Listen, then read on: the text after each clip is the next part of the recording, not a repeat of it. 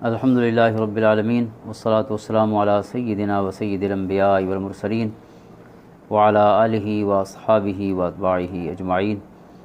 اما بعد فاعوذ باللہ من الشیطان الرجیم، بسم اللہ الرحمن الرحیم۔ الف لام میم غلبت الروم فی ادنی الارض وهم من بعد غلبهم سیغلبون فی بضع سنین۔ صدق اللہ مولانا العظیم وبلغنا رسولہ النبی الکریم الامین۔ اللہم صلی علی سیدنا و مولانا محمد وعلی آل سیدنا و مولانا محمد افضل صلواتک بعدد معلوماتک وبارک وسلم۔ معزز و محترم حاضرین و سامعین اور معزز ناظرین، آج ہم 21ویں پارے اور 22ویں پارے کا کچھ حصہ، اس کے مضامین اور مشمولات کو اجمالی انداز میں دیکھنے کی کوشش کرتے ہیں۔ جو صورتیں ہماری آج کی گفتگو میں شامل ہیں وہ سورۃ الروم پہلی صورت ہے جو مکی صورت ہے، پھر سورۃ لقمان ہے وہ بھی مکی صورت ہے، سورۃ سجدہ ہے وہ بھی مکی صورت ہے، اور آخری صورت آج کی ہماری گفتگو کی وہ سورۃ احزاب ہوگی جو مدنی صورت ہے۔ تو سورۃ الروم رومی سلطنت کے نام کے ساتھ ہی منسوب ہے۔ اس کی دوسری آیت مبارکہ جو ارشاد فرمایا گیا ہے کہ غلبت الروم فی ادنی الارض وهم من بعد غلبهم سیغلبون فی بضع سنین، یہ ایک خاص پیشین گوئی ہے جو قرآن کریم نے فرمائی تھی کہ اہل فارس اور اہل روم، یعنی رومی سلطنت اور ایرانی سلطنت، قیصر روم اور جو کسریٰ ایران تھا، یہ ہمیشہ برسر پیکار رہے ہیں ایک دوسرے سے۔ اہل روم جو تھے وہ اہل کتاب تھے، یعنی حضرت عیسیٰ علیہ السلام اور انجیل جو ہے اس کو اپنی آسمانی کتاب سمجھنے والے تھے، اس کو ماننے والے تھے، جبکہ اہل فارس جو تھے وہ مجوسی تھے اور مشرک تھے۔ تو مکہ میں جب مسلمان اور پھر کفار مکہ کا آپس میں ایک ٹینشن کا ماحول تھا، تو اہل مکہ جو کہ خود مشرک تھے تو وہ ان مشرکین کے ساتھ اپنے آپ کو آئیڈینٹیفائی کرتے تھے، یعنی اہل فارس کے ساتھ۔ اور اتفاق ایسا ہوا کہ جو جنگیں وقتاً فوقتاً ہوتی رہتی تھیں دونوں سلطنتوں میں، تو ایک جنگ میں اہل فارس کو فتح ہوئی اور روم والے جو ہیں وہ شکست کھا گئے۔ تو کفار مکہ نے کہا کہ آپ کے یعنی جو آسمانی مذہب کے پوجنے والے ہیں یا آسمانی مذہب سے تعلق رکھنے والے ہیں انہیں شکست ہوئی ہے، تو نعوذ باللہ یہ آپ کی شکست ہے، یا اس طرح کے طعنے دینے شروع کیے، کیونکہ وہ آسمانی مذہب والے تھے تو اس طرح انہوں نے مسلمانوں کو بریکٹ کیا ان کے ساتھ۔ تو اللہ رب العزت نے قرآن کریم کی ان آیات میں جو سورۃ روم کی پہلی آیتیں ہیں یہ جب اتری تو اللہ تعالیٰ نے یہ پیشین گوئی فرمائی کہ اہل فارس جو ابھی وہ فتح یاب ہوئے ہیں اور غلبت الروم، روم والے جو ہیں انہیں شکست ہوئی ہے، مغلوب ہوئے ہیں، تو فی بضع سنین چند سالوں میں وہ دوبارہ جو ہیں ہم من بعد غلبہم سیغلبون، یعنی اپنے اس غلبے کے بعد وہ دوبارہ خود غالب ہوں گے اہل روم جو ہیں۔ تو اللہ رب العزت کی یہ مبارک پیشین گوئی جو ہے لفظ بضع 3 سے 9 تک بولا جاتا ہے، تو یہ 7 سالوں میں پوری ہوئی، اور 7ویں سال جو ہے دوبارہ روم والے جو ہیں انہیں فتح ہوئی، اور قرآن کریم کی اس طرح یہ جو پیشین گوئی تھی وہ صحیح ثابت ہوئی۔ تو اسی نسبت سے سورہ مبارکہ کا نام بھی سورۃ روم ہے۔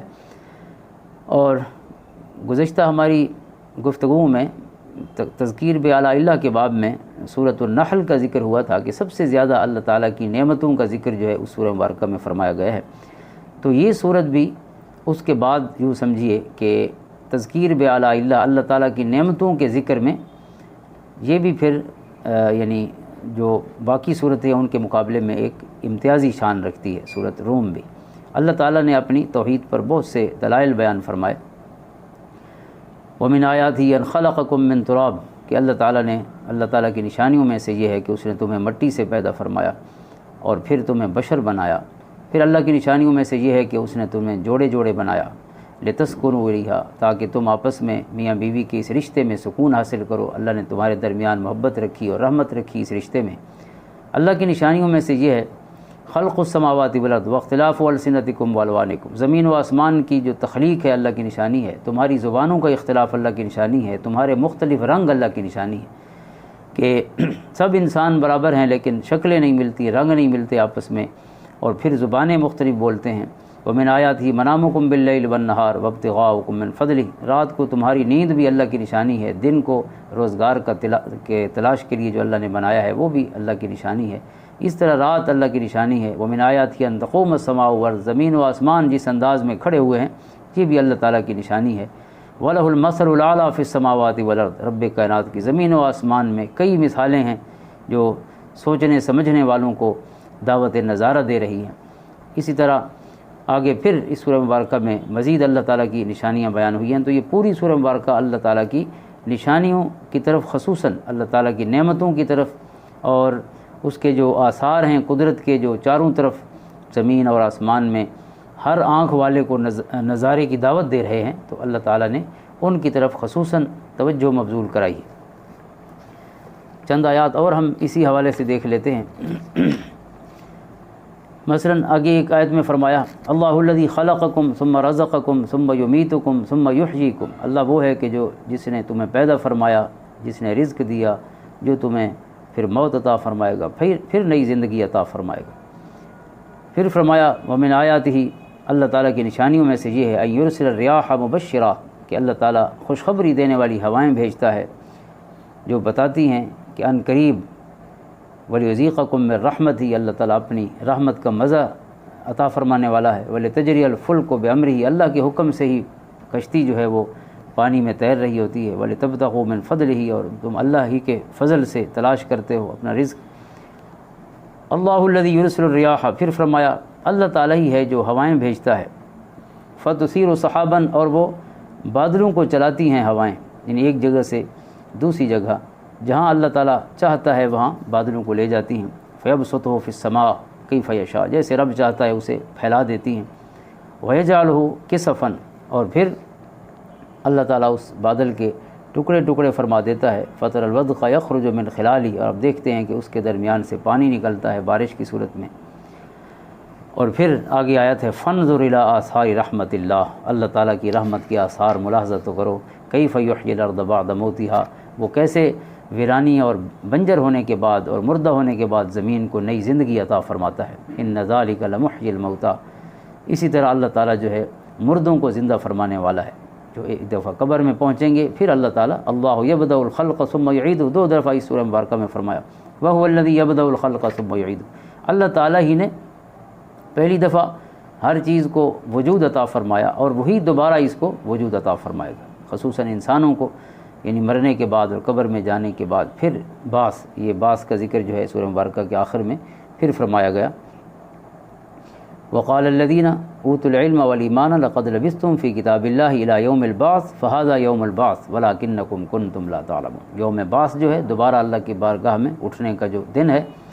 وہ یقینی ہے۔ تو اس سورہ مبارکہ میں وہی موضوعات ہیں، توحید پر دلائل جو چند آیات پڑھی ہیں، پھر قیامت اور حیات بعد الموت کا ذکر خیر ہے، اور پھر یہ آیت جو ہے اللہ تعالیٰ کی نشانیوں میں سے، اور جس میں انسانی زندگی کا ایک پورا سائیکل بڑی خوبصورتی کے ساتھ اور بڑی جامعیت کے ساتھ بیان فرمایا گیا ہے کہ اللہ الذی خلقکم من ضعف ثم جعل من بعد ضعف قوة ثم جعل من بعد قوة ضعفا وشیبہ، کہ اللہ وہ ہے کہ جس نے تمہیں کمزوری کی حالت میں پیدا فرمایا۔ انسان کا بچپنا کہ وہ دوسروں پہ ڈیپینڈ کر رہا ہوتا ہے، اپنی ضرورتیں خود پوری نہیں کر سکتا، لیکن اللہ تعالیٰ نے اسے رونے کی صورت میں ایک ایسا ہتھیار عطا فرمایا ہوتا ہے کہ کوئی اس کی ضرورت پوری کیے بغیر رہ بھی نہیں سکتا۔ اس انداز میں بچہ روتا ہے کہ اس کے ماں باپ اور اس کے آس پاس والے سب اس کمزوری کی حالت میں اللہ تعالیٰ اس کے سہارے اس طرح پیدا فرما دیتا ہے، تو کمزوری کی حالت میں پھر وہ خود سہارا بن جاتا ہے دوسروں کا، یعنی کمزوری کے بعد پھر ہم نے اسے قوت عطا فرمائی۔ اور تیسرا سٹیج ہے ثم جعل من بعد قوة ضعفا وشیبہ، اور پھر طاقت اور جوانی ہر چیز ختم، قوت کے بعد پھر کمزوری اور پھر بڑھاپا۔ یہ ہیومن سائیکل ہے، ہر ایک نے اسی انداز میں ہی جینا ہے اور پھر اپنا حصہ پورا کر کے اللہ کی بارگاہ میں حاضر ہو جانا ہے۔ تو یہ حقائق ہیں جو اس سورہ مبارکہ میں بیان فرمائے گئے، جو باقی جو مکی صورتیں ہیں اور ان کا بھی اسی طرح کا ہی، یعنی عقائد سے ملتا جلتا موضوع ہی ہوتا ہے۔ تو اگلی صورت جو ہے سورۃ لقمان ہے۔ اس سورہ مبارکہ میں جو سورۃ روم ہے، اس کے یہ 30 نمبر ہے باعتبار مصحف کے، اور 84 نمبر ہے اس کا باعتبار نزول کے۔ یوں سمجھیے کہ یہ مکی زندگی کے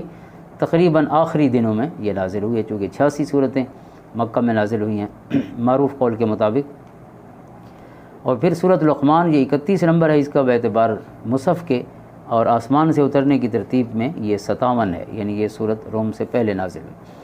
سورۃ لقمان حضرت لقمان حکیم کے ساتھ منسوب ہے، اور چونکہ اسی سورہ مبارکہ کی 12ویں آیت میں ان کا اسم گرامی ہے، وَلَقَدْ آتَيْنَا لُقْمَانَ الْحِكْمَةَ أَنِ اشْكُرْ لِلَّهِ، ہم نے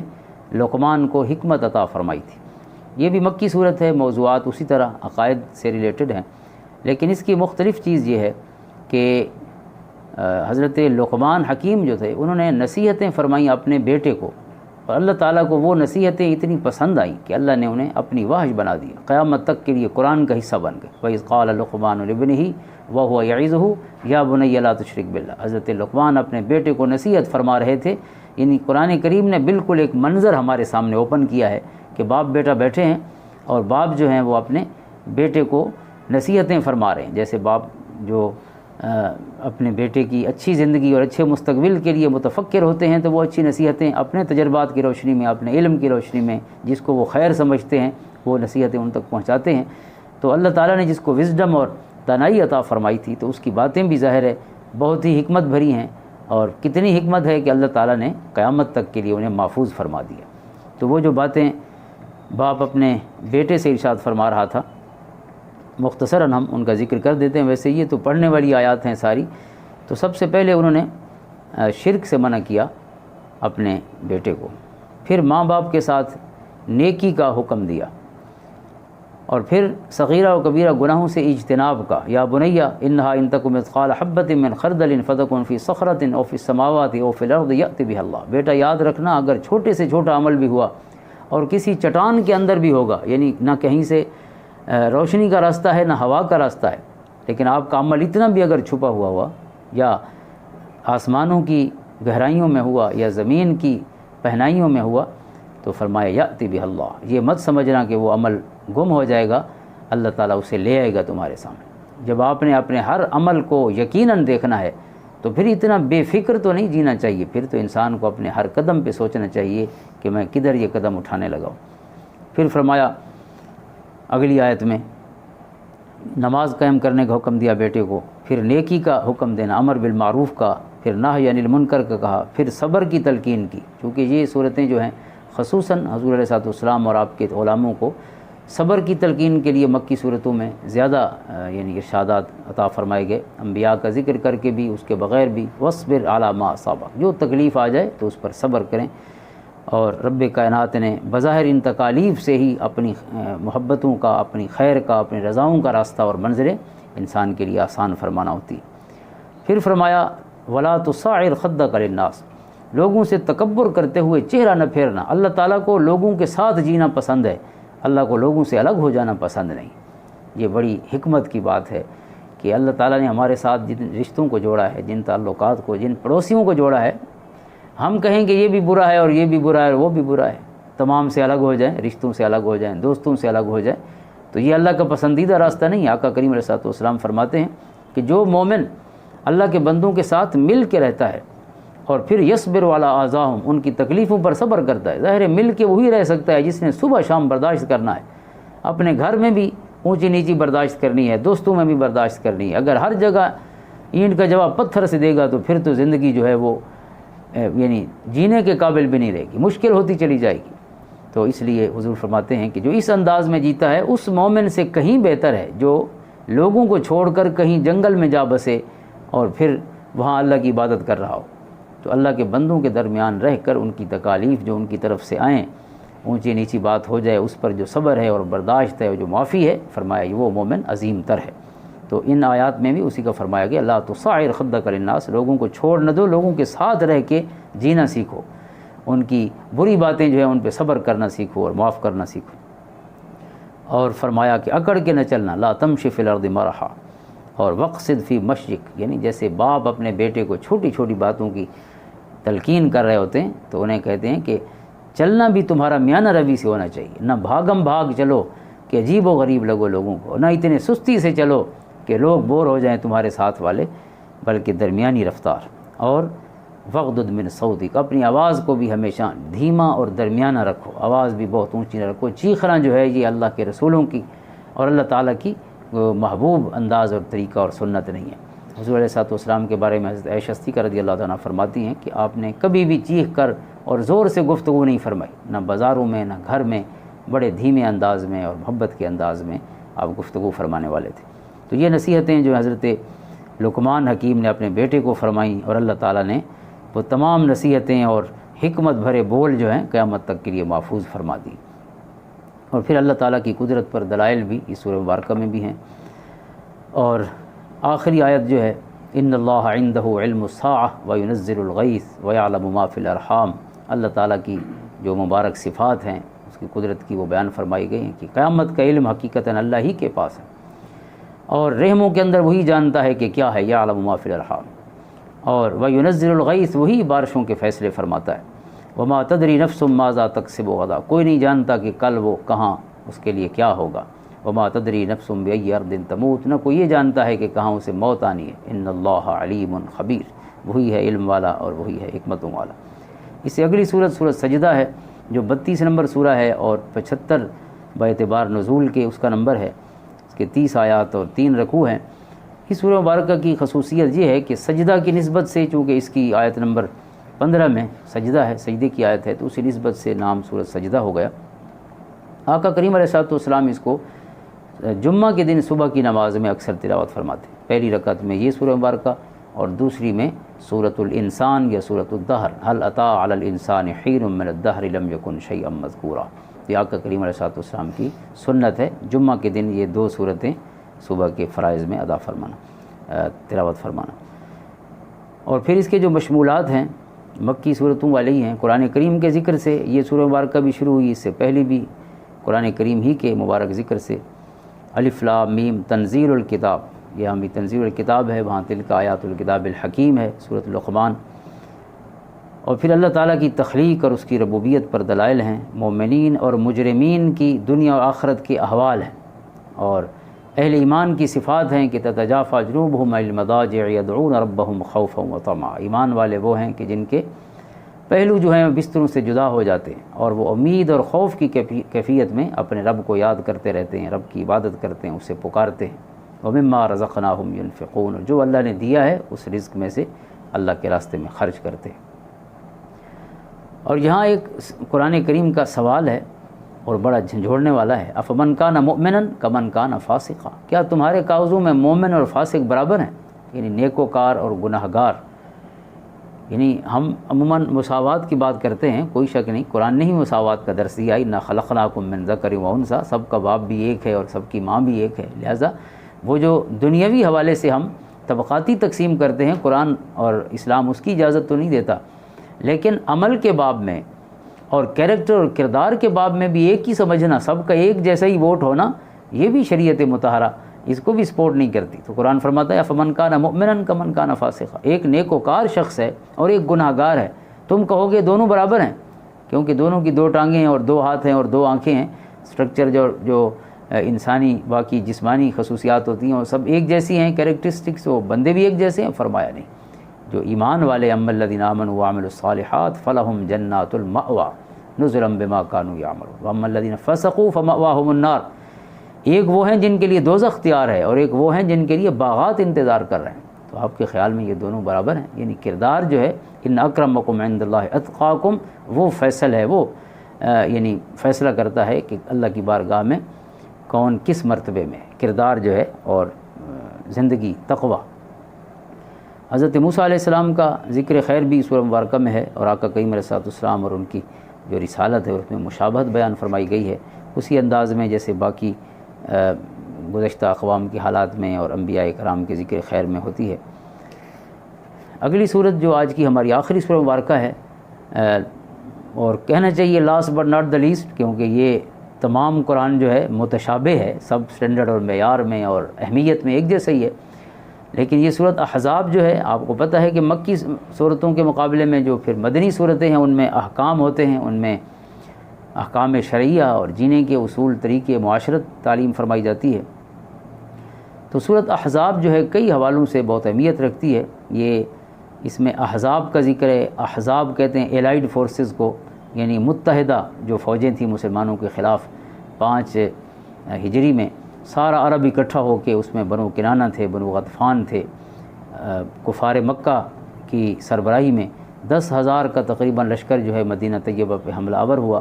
اور 1 مہینہ پورا انہوں نے مدینہ طیبہ کا محاصرہ کیا، اور مدینہ کے جو یہود بنو قریظہ قبیلہ تھا وہ بھی ان کے ساتھ مل گیا، اور جو بنو نذیر قبیلہ تھا وہ پہلے سے چونکہ جلاوطن ہو گئے تھے اپنی ہی نالائکیوں کی وجہ سے، تو وہ بھی اس سازش میں شریک تھے، بلکہ اس پورے معاملے کو انسٹیگیٹ کرنے والے تھے کفار مکہ کو اور تمام عرب کو، اور بنو قریظہ جو ہے وہ اس یعنی سازش کے انداز میں ان کے ساتھ شریک ہوئے۔ تو اسی جنگ سے متعلق اسی احزاب جو ہے اسی نسبت سے ہے، اور اس کی آیت نمبر 20 میں ہے یحسبون الاحزاب لم یذهبوا، منافقین نے یہ سمجھا ہے کہ شاید ابھی تک وہ احزاب گئے نہیں، یعنی وہ مہینہ بیٹھے رہے، اور اللہ رب العزت نے ارشاد فرمایا یا ایھا الذین آمنوا اذکروا نعمت اللہ علیکم اذ جاءتکم جنود فارسلنا علیہم ریحا وجنودا لم تروها، آپ یاد کریں اللہ تعالیٰ کی اس نعمت کو کہ جب وہ باہر لشکر بیٹھا ہوا تھا تو اللہ تعالیٰ نے اپنے جنود اپنے لشکر بھیجے فرشتوں کی صورت میں، اور ریح تیز آندھی بھیجی اللہ نے، اور جو تم نہیں دیکھ سکتے تھے، لیکن اس آندھی نے جو ہے پورے لشکر جو ہے اس کے خیمے اکھاڑ کے رکھ دیے، اور شدید سردی کا موسم تھا، اور شدید سردی میں جب ہوا ہو پھر یک بستہ ہوائیں چلیں اور وہ بھی آندھی کی شکل میں، تو پورے جو 10,000 کا لشکر تھا وہ اس طرح اللہ تعالیٰ کے حکم سے جو ہے ان کے خیمے جو ہے وہ اکھڑ گئے، اور پھر وہ رسوا ہو کر مدینہ طیبہ سے چلے گئے۔ تو اللہ تعالیٰ نے اپنی ان نعمتوں کا بھی ذکر فرمایا، منافقین کا ذکر کثرت سے فرمایا ہے، چونکہ یہود اور منافقین، یہود کے ساتھ ہی ظاہر مل کے منافقین ان کا حصہ ہوتے تھے، تو وہ بھی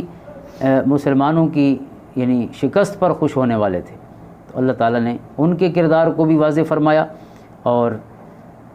ساتھ ساتھ جو اس میں احکام بیان فرمائے گئے ہیں ان کا تھوڑا سا ہم ذکر کر لیتے ہیں۔ ایک تو یہ فرمایا گیا حضور علیہ الصلوۃ والسلام نے اپنے منہ بولے بیٹے حضرت زید بن حارثہ رضی اللہ تعالیٰ عنہ، ان کی جو مطلقہ تھیں حضرت زینب بنت جحش رضی اللہ تعالیٰ عنہ، وہ ان کی بیوی تھی، پھر انہیں طلاق دے دی انہیں، تو حضور علیہ الصلوۃ والسلام نے پھر ان کے ساتھ نکاح فرمایا، اور عرب میں منہ بولے بیٹے کو بھی حقیقی بیٹے کی طرح سمجھا جاتا تھا۔ تو اللہ تعالیٰ نے اس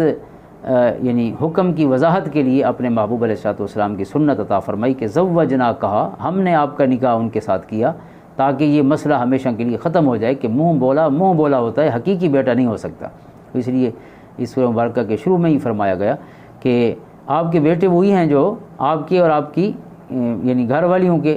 بطن سے پیدا ہوں اور آپ ہی کے بیٹے ہوں، تو وہ تو ہیں، لیکن جو منہ بولے بیٹے ہیں وہ ادعیاءکم، جو منہ بولے ہوں وہ تمہارے ابناء نہیں ہو سکتے۔ اور اسی وضاحت کے لیے اللہ تعالیٰ نے اپنے محبوب علیہ الصلوۃ والسلام کی سنت کی صورت میں اس معاملے کو جو ایک غلط تصور پایا جاتا اسے ٹھیک فرمایا۔ اور پھر خواتین کے حجاب اور پردے کی آیت بھی اسی سورہ مبارکہ میں ہے کہ انہیں فرمایا گیا یدنین علیہن من جلابیبہن، کہ جب گھر سے نکلتی ہیں تو بڑی چادریں اوڑھ لیا کریں تاکہ جسم جو ہے وہ الگ الگ کوئی حصے نظر نہ آئیں۔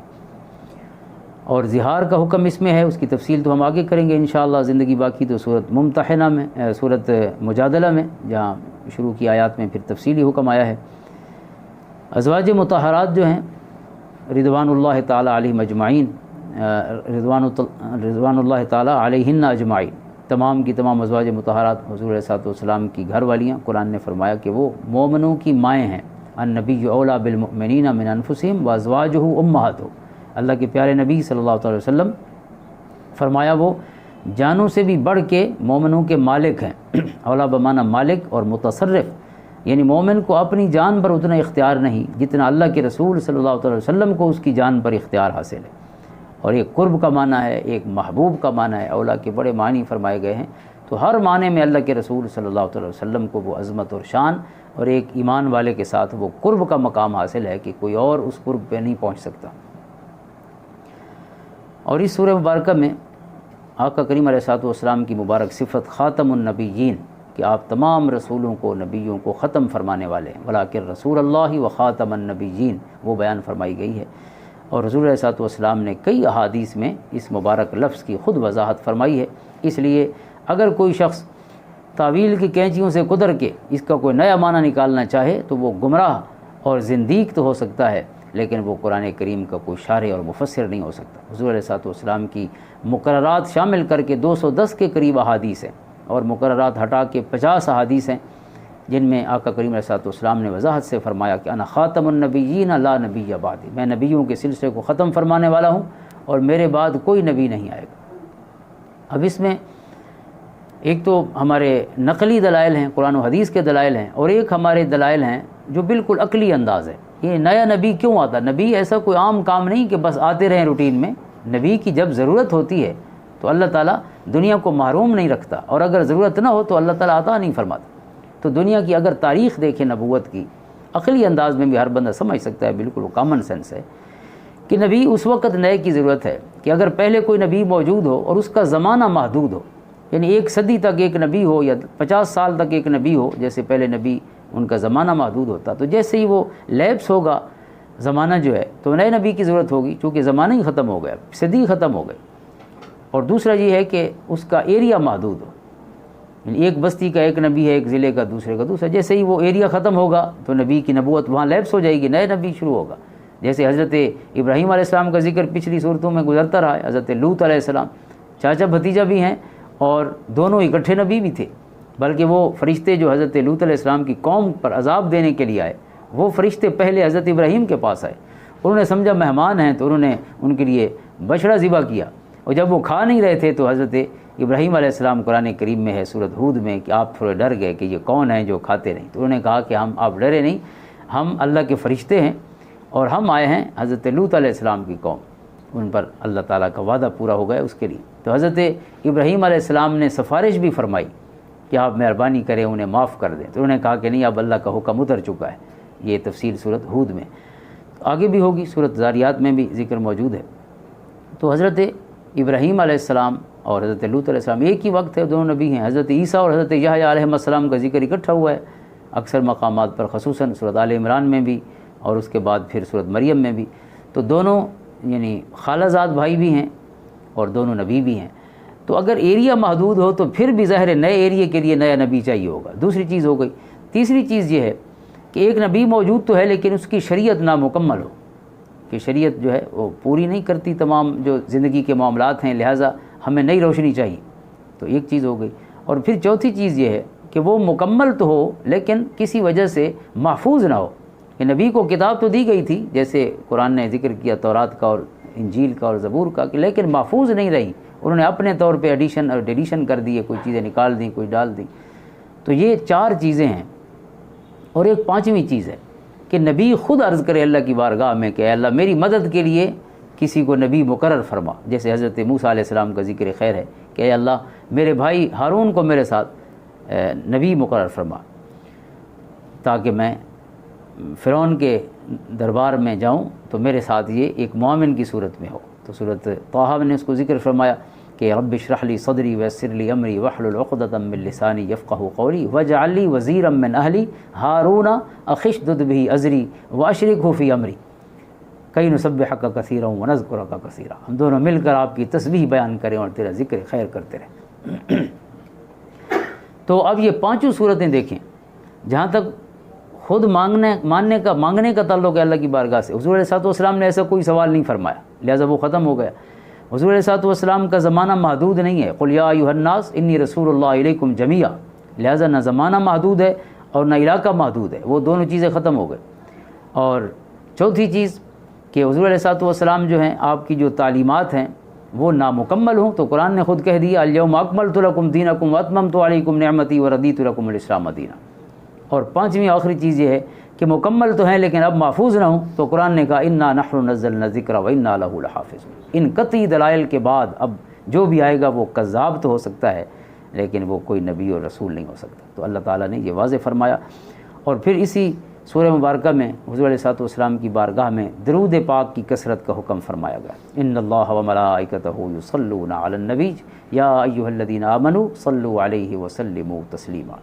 اہل ایمان کو خطاب والی کئی آیات تقریباً 5 ہیں جو اس سورہ مبارکہ میں بھی ہیں، تو ان میں ایک آیت یہ ہے کہ بے شک اللہ اور اس کے سارے فرشتے نبی صلی اللہ علیہ وسلم پر صلات بھیجتے ہیں، اے ایمان والو تم صلات بھی بھیجو اور کثرت کے ساتھ سلام بھی پیش کیا کرو۔ تو آپ پر جو درود و سلام ہے حضور صلی اللہ علیہ وسلم نے اس کی تعلیم خود فرمائی. قرآن نے جنرل حکم دیا صلات بھی اور سلام بھی، حضور علیہ السلام نے اس کے سیغے جو تعلیم فرمائے اس میں آپ نے محمد اور آل محمد صلی اللہ علیہ وسلم وہ دونوں کلمات تعلیم فرمائی، جو مسلم شریف کی حدیث ہے کہ آپ نے ارشاد فرمایا اللہم صلی علی محمد وعلی آل محمد کما صلیت علی ابراہیم وعلی آل ابراہیم انک حمید مجید، اللہم بارک علی محمد وعلی آل محمد کما بارکت علی ابراہیم وعلی آل ابراہیم انک حمید مجید. یعنی جب بھی حضور علیہ السلام کی بارگاہ میں سلام عرض کریں تو حضور کی آل پر بھی سلام عرض کریں، یہ حضور نے پھر خود تعلیم فرمایا. اور حضرت ابن حجر ہیثمی مکی رحمۃ اللہ تعالیٰ علیہ نے ایک حدیث روایت فرمائی ہے کہ حضور علیہ السلام نے فرمایا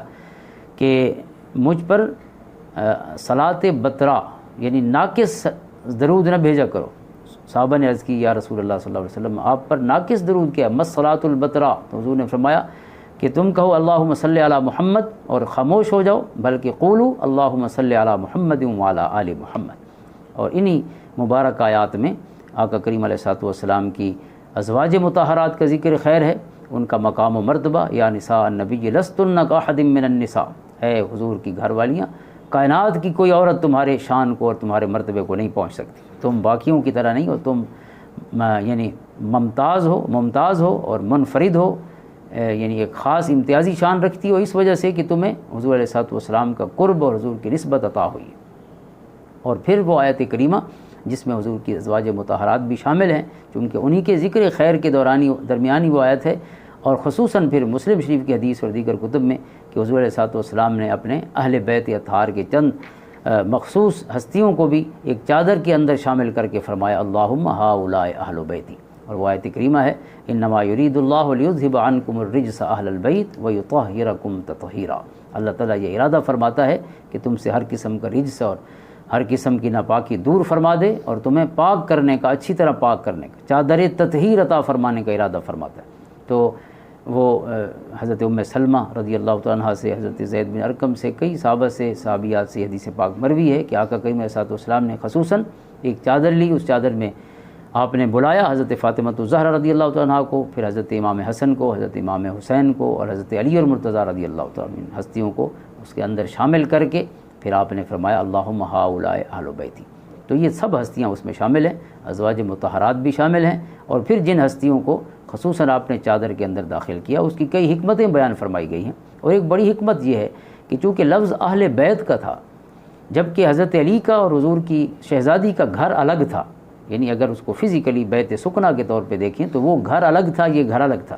تو اہل بیت، بیویوں کو اہل بیت سمجھنا بالکل کلیئر تھا ہر ایک کے لیے. تو ہو سکتا ہے کوئی اس کو اہل بیت نہ سمجھتے کیونکہ ان کا گھر الگ ہے،